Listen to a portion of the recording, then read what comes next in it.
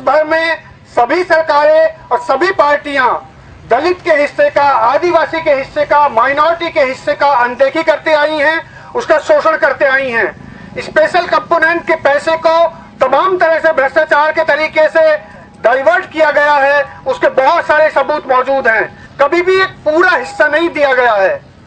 इस बजट को पेश करते समय मैंने पहले से कहा, विधानसभा में ये सवाल उठाया कि दलित का, आदिवासी का, पिछड़े वर्गों का, महिलाओं के हिस्से का अगर अनदेखी की गई तो मुझे बजट में सरकार के खिलाफ, बजट के खिलाफ बोलना पड़ेगा। 1000 करोड़ के बजट में ये जो चोर केजरीवाल खड़ा है ना, ये चोर, आप भी भैया चोर बनो पहले अच्छे से, टोपी लगाओ पूरी। ये जो सारे चोर केजरीवाल है, इन्होंने केवल हमको पैसा दिया है 231 करोड़। इन्होंने हमको झूठा वादा किया विधानसभा में कि हम शिक्षा में 200%, शिक्षा के बजट में 9000 करोड़ में केवल 70 करोड़ पहुंचाया है। तुमने समझे केजरीवाल? संविधान दिया है, संविधान ने हमको शेड्यूल का सब प्लान दिया और किसी भी नेता की, किसी भी विधायक, किसी भी सांसद की औकात नहीं कि हमारा पैसा ले ले।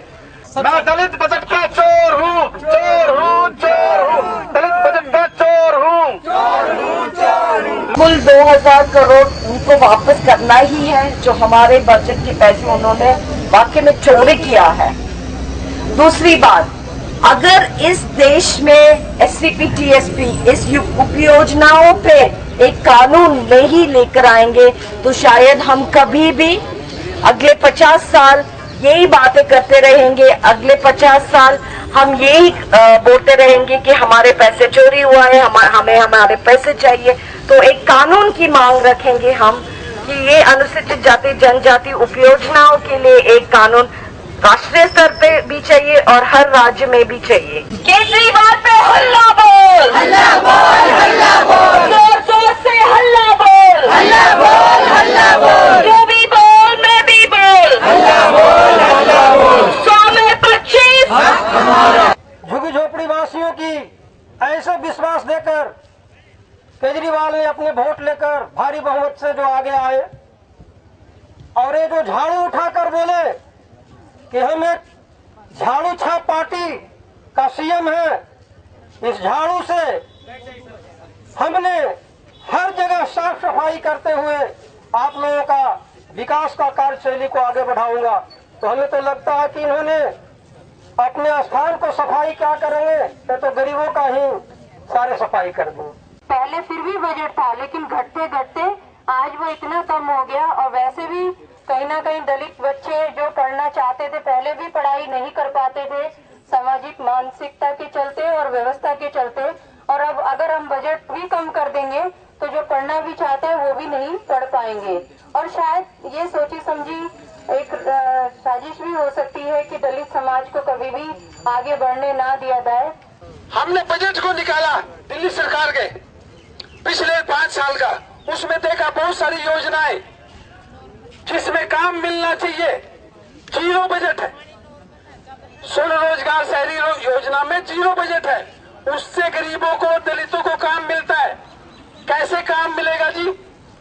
अंधेरा हर बस्ती में जहाँ पर दलित रहते हैं, शायद बस्तियों के लोग और दलित में अपनी विकास के बारे में कुछ समस्याएं अलग ही हैं। जहाँ पर दलित कम्युनिटी है या वाल्मीकि कम्युनिटी है, आज भी शायद बस्ती में भी उनकी समस्या बाकी लोगों से बहुत बहुत गंभीर है और उनकी परिस्थिति बाकी लोगों से बहुत नीचे है। और सरकार को ये मानना ही पड़ेगा कि जब लोगों की हम भागीदारी और डेवलपमेंट की बात कर रहे हैं तो हर किस्म की लोगों की भागीदारी और डेवलपमेंट की बात करनी चाहिए।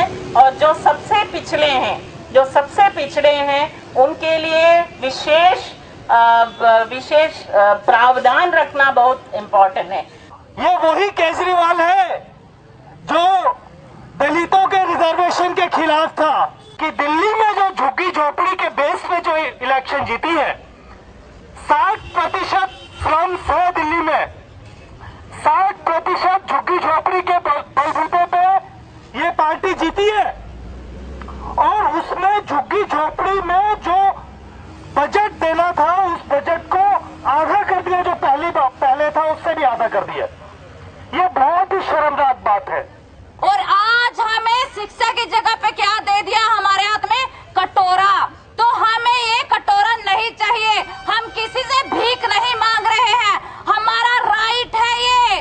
और ये पूरा देश जितना भी बना हुआ है दलित समाज से बना हुआ है, जितने भी कच्छर लोग हैं ना, ये सब विदेशी हैं, ये इस देश के निवासी नहीं है।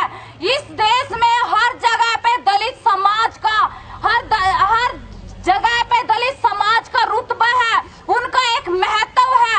हम लोग ये बड़ी बड़ी बिल्डिंग बनाते हैं, हम लोग ये रोड बनाते हैं, हम लोग इन अधिकारियों को कुर्सी में बैठाते हैं, और उसके बाद बदले में हमें क्या मिलता है कि हमारे लिए बजट जीरो। शर्म आनी चाहिए उस प्रशासन को। हमारी बजट को, चाहे घर का बजट हो, चाहे बाजार का, चाहे दफ्तर का बजट हो, इस बजट को अगर पूरा लागू करेंगे, जिस घर में कलेश हो, जिस राज्य में कलेश हो, जिस देश में कलेश हो, वो कभी भी सुखी नहीं रह सकता। कि सरकार के साथ साथ दलितों का जो दलाली कर रहा है, सरकार के बीच रहकर उनको भी जड़ से मिटाना होगा, तभी दलितों का हक और अधिकार लेना होगा।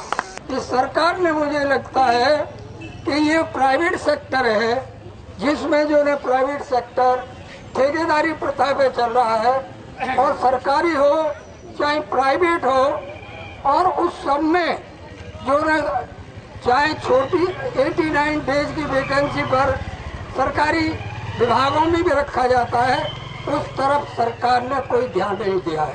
केजरीवाल मीडिया के दिखाने के बाद और टीवी में दिखने के लिए झाड़ू पकड़ता है, लेकिन हम लोग हर दिन ये देखिए कितनी आम आदमी है। आम आदमी बोलेगा तो दलित लोग आम आदमी है, लेकिन अमीर लोग है। आम आदमी पार्टी बोल रहे हैं केजरीवाल, तुम लोग पास पार्टी में पूरा अमीर आदमी है, एक आदमी भी आम आदमी नहीं है। आप कैसे बोल सकते हैं? जवाब दिया जाए। किस प्रकार जो है बजट का एलोकेशन जो है हर साल कितना कम होता जा रहा है, किस तरह से आवंटन होता है बजट का। दिल्ली में दलित का जो प्रतिशत है वो 17% है पॉपुलेशन के हिसाब से, लेकिन हर साल बजट में एलोकेशन जो होता है वो 1% ही जो है दलित समाज तक पहुंच पाता है। हमारे समाज के लिए, बस्तियों के लिए अलग योजनाएं बने, जिन योजनाओं से हमारा सीधा विकास हो सके, ना कि कोई फ्लाईओवर बनाए, ना कोई मीडिया के लिए 550 करोड़ खर्च करे, और ना कोई अपने नकली कार्यकर्ताओं को रख करके पैसा उड़ाए। तो हमने साफ साफ उनको बताया है केजरीवाल जी को कि ये पैसा दो, हमारे लिए योजनाएं बनाओ, नहीं तो कुर्सी खाली करो। षड्यंत्रों के पास है सुविधाओं से दूर, षड्यंत्रों के पास है सुविधाओं से दूर। कुछ लोग हवाओं के हैं बंधुआ मजदूर, कुछ लोग हवाओं के हैं बंधुआ मजदूर। दलित बजट